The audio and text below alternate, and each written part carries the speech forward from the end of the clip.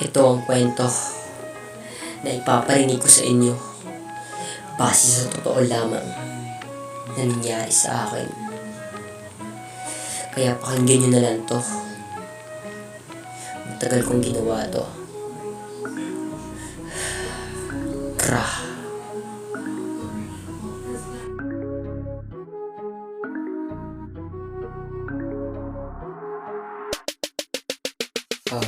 Gabi noon at ako ay nasa labas.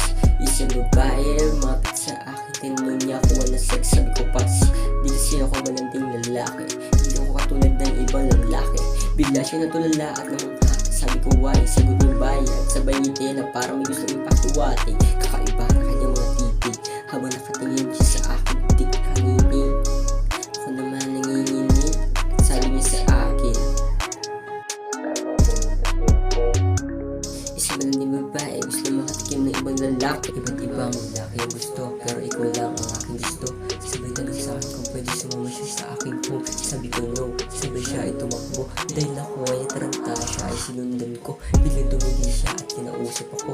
Sabi niya sa akin kung pwede makitulog sa aking home. Sabi ko ulit sa kanya no, pero siya ay mapilit. Kaya di na ako nagdalawang isip. Baka kasi kung sa kanya ay anong mangyayari. Sinama ko na siya sa aking home. Sakto naman ay wala aking kasama doon. Pinaupo ko muna siya sa sopa para ipagtimpla niya siya. Sabay sabi niya sa akin na daw kami movie. Sabi niya sure favorite niya daw ang horror movie. Nakakasuka, nakakakaba. Pagkat ang movie namin ay pinapanood ay nakakataranta. Ilang minuto ang lumipas, tumayo siya sa sopa. Nagpaalam siya sa akin na malaligo. Sabi ko sure, sabay ako ay humiga muna para magpahinga. Nakatulog na ako sa sopa. Sabay nagulat ako, ginising ako ng aking babae kasama gamit ang pagtsupa. Sabay sigaw, sabi ko wow. Sabi niya sa akin, bakit ayaw mo ba? Sabi ko go, sabi niya oh.